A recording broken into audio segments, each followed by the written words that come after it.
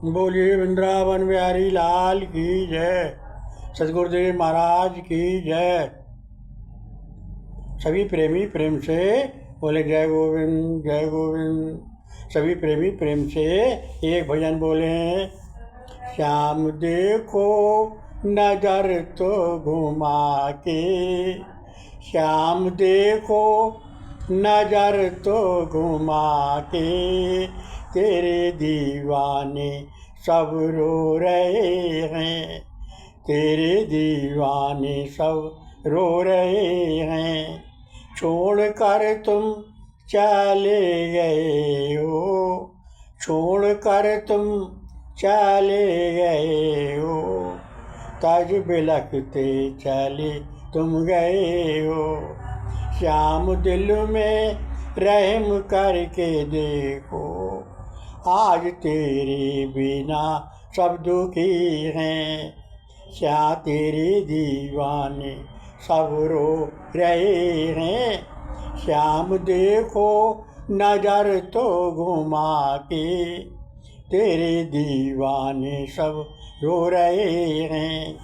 याद करते तुम्हारी रहते, आस करते तुम्हारी रहते। श्याम आओ मेरे प्यारे आओ, आज दिल में लगा आस दिल में लगाए हुए हैं। तेरे राम कृष्ण दास बुलाते, माफ गलती को अपनी कराते।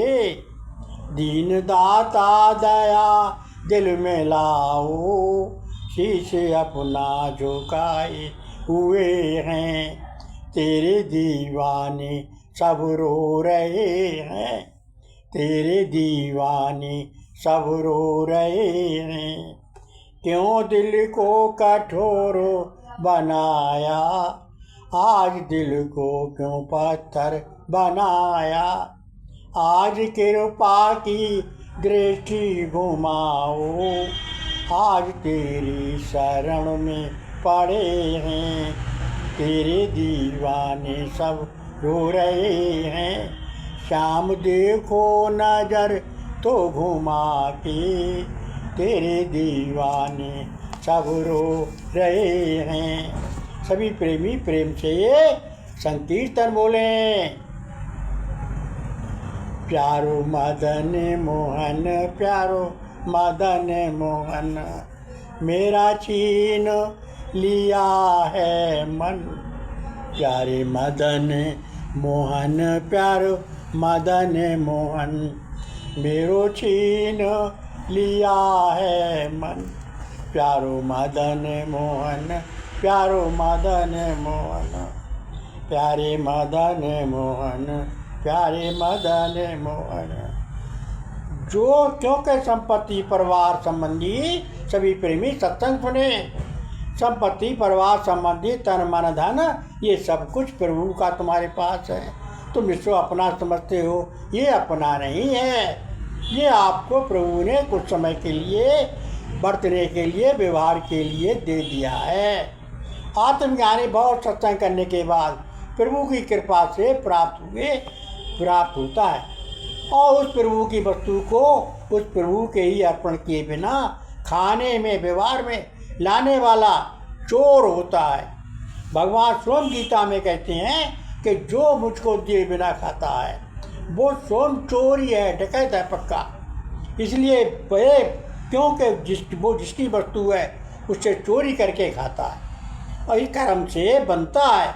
अज्ञानी जनों का व्यवहार करता है। आत्मज्ञानी सब कुछ प्रभु को समझकर प्रभु के अर्पण करके व्यवहार में प्रसाद रूप में ग्रहण करता है। वो कर्म फल के बंधन में नहीं बनता, उसका कर्म निष्कर्म बन जाता है। वो आत्मज्ञानी प्रभु से प्रेम करके आवागमन से रहित हो जाता है। अहंकारी मूर्त अहंकार में फंसकर इंद्रियों के आसक्त होकर अपने लिए कमाता है और अपने लिए खाता है। जो जैसे कछुए सो मैं हूँ, जो कुछ हूँ सो मैं हूँ, विषय भोगों में ही पूर्ण आनंद मानता है। इसके अलावा उनको चाहिए नहीं। है ही नहीं। यह सत्य मर्यादा विपरीत कार्य करता, अपने कर्तव्य का पालन ही नहीं करता। ऐसे पुरुष पृथ्वी पर धार बने हुए हैं, व्यर्थ ही जीते हैं। और जो आत्मज्ञानी है, प्रभु का भक्त है, गुरुमुख है, वो समस्त बुद्धि से एक ब्रह्म में लीन रहता है। इसलिए सभी प्रेमी प्रेम से प्रभु का चिंतन करो, प्रभु का नाम लो, प्रभु का भजन करो और सबको सम्मान के दृष्टि से देखो और सबको प्रेम का व्यवहार करो, सत्य धर्म मर्यादा के अनुसार व्यवहार करो। ये नहीं कि जो मन में आया सो करने लगे ना, प्रभु की इच्छा से जो प्राप्त हो जाए उसी में संतुष्ट रहो। आत्मज्ञानी आत्मा में रमण करने वाला, आत्मा में तृप्त और आत्मा से आत्मा में संतुष्ट और आत्मा से आत्मा में आराम वाला, आत्मा से आत्मा में ज्ञान वाला करोड़ों में कोई एक बिरला होता है। वो मोक्ष वाला होता है, वो जीते जी मुक्त है, वो जीते जी मुक्त है और करोड़ों में एक है, क्योंकि उसका कोई भी कर्तव्य नहीं बांधते, उसे कोई भी कर्म नहीं बांधते, क्योंकि वो पुरुष सबको स्वार्थ का संबंध नहीं रखता। इसलिए सत्य कर्म आसक्ति रहित होकर करने चाहिए। जैसे अज्ञानी जन कर्म को आसक्त होकर करते हैं, वैसे ही आत्मज्ञानी को समझ बुद्धि से अनासक्त होकर कर्म करना चाहिए। परमात्मा के स्वरूप में अटल स्थित पुरुष को स्वयं कर्म आसक्त या अनासक्त भाव से करते हुए अन्य पुरुषों से वैसे ही कर्म करने की शिक्षा दे।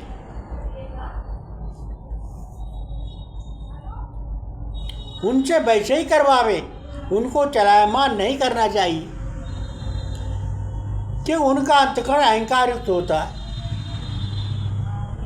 अज्ञानी जन कर्तव्य का अवमान होता है, आत्मज्ञान ये समझ लेता है कि गुण ही गुण में बरत रहे हैं, अवगुण अवगुण में ही बरत रहे हैं। समझ बुद्धि से प्रभु के शरण में होकर आश्रय रहित केवल प्रभु का सहारा, प्रभु के स्वरूप में स्थित हुए अपूर्ण अर्पण कर्म करने के लिए कर्म से नहीं बनता।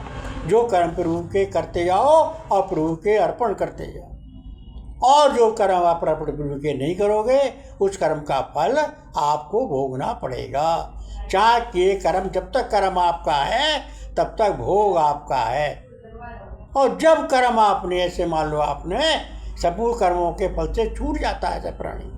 आत्मज्ञानी जन राग देश से में बंधकर कर्म करते नहीं, प्रत्येक इंद्रियों में राग देश छिपे रहती है।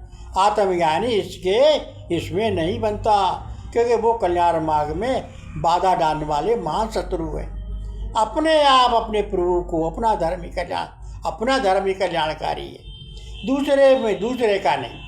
अपना धर्म अवगुण होने पर भी कल्याणकारी है और दूसरे का धर्म गुण होने पर भी कल्याणकारी नहीं है। अपने धर्म में मरना भी कल्याणकारी है, अपने धर्म में अब मरना भी अच्छा है, दूसरे का धर्म गुणमान अच्छा नहीं। भय रहित है देने वाला, क्योंकि दूर के बोल सुहावने लगते हैं। ऐसा समझकर अपने प्रभु पर, अपने धर्म पर, अपने पर पूर्ण विश्वास करना चाहिए। जैसे धुएं से अग्नि और धूल से दर्पण और धूल से शीशा और जेल से गर्भ ढका हुआ है, वैसे ही कामना अहंकार से ये ज्ञान ढका हुआ है। इस तरह गुरु से ज्ञान लेकर अज्ञानी रूपी अंधकार को, काम को, अहंकार को दूर करके आत्म स्वरूप में स्थित हो जाओ और अपने आत्म स्वरूप में लग आत्म स्वरूप में रमण करो। भगवान को आत्म स्वरूप भगवान का स्वरूप ही आत्म स्वरूप है। आत्म स्वरूप का क्या, आत्मा को स्वरूप क्या, प्रभु का स्वरूप भी तो आत्मा स्वरूप है। प्रभु में नाम को और रूप प्रभु का दिल में हो। ऐसा प्रभु का भजन करो, ऐसा प्रभु का नाम लो और दूसरों से लिवाओ। ये नहीं कि हम नाम ले रहे हैं अपने स्वार्थ के लिए ले रहे हैं, अपने मतलब के लिए ले रहे हैं, ऐसा कभी नहीं सोचना चाहिए। हमें नाम ऐसे नहीं लेना चाहिए, हमें प्रभु के ऊपर अपना सब कुछ छोड़ देना चाहिए। सभी प्रेमी प्रेम से एक भजन बोलें। तेरे रहे सब भगत तुम्हारे, तेरे रहे सब भगत तुम्हारे, तेरे रहे सब भगत तुम्हारे। आ जाओ अब कृष्ण हमारे, दीन दयाल दया क्यों भूले, अपना बना के क्यों प्रभु भूले। आदत दुआ की आदत दया की रीत पुरानी, वेदों ने ये महिमा बखानी। भक्त पुकार रहे हैं तुमको, प्राणों से प्यारे तुम हमारे, तेरे रहे सब भगत तुम्हारे।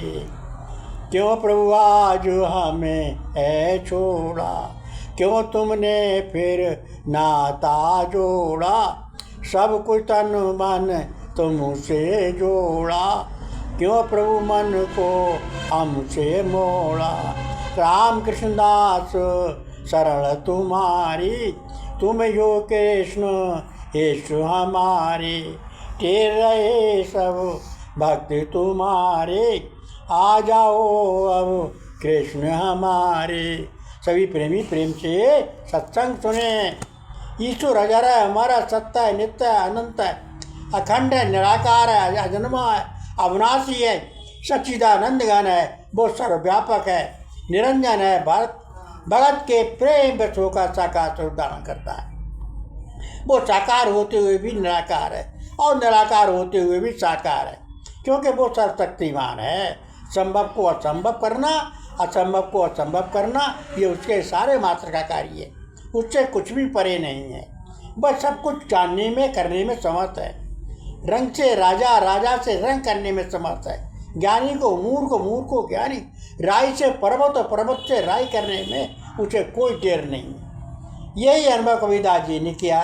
साव सौ सब हो तो है, बंदे से कुछ नाय, राई से पर्वत करे, पर्वत राई माय। अतः यीशु सब कुछ करने में समर्थ है। वो जड़ चेतन देवी देवता सभी पर पूर्ण शासन है, परंतु उस पर किसी का शासन नहीं है। वो सब जगह 3 लोक 14 भवन 33 करोड़ देवी देवता सबका अफसर है और उसका कोई भी अफसर नहीं है। वो तो सारी दुनिया का अफसर और तेरा अफसर कोई नहीं। ईश्वर मर्म तत्व ज्ञान गुप्त ज्ञान गुरु शरण बिना समझ में नहीं आता। इसलिए गुरु गोविंद का सार बताने में समर्थ गुरु ज्ञान के दाता हैं। ईश्वर दाता प्राण दाता हैं। अपने को गुरु पर पूर्ण छावर करके गुरु की शरण होकर प्रभु का नाम सुमरन करो, प्रभु का भजन करो, तो प्रभु के नाम लो और दूसरों को लिवाओ। बोलिए सतगुरुदेव भगवान की जय।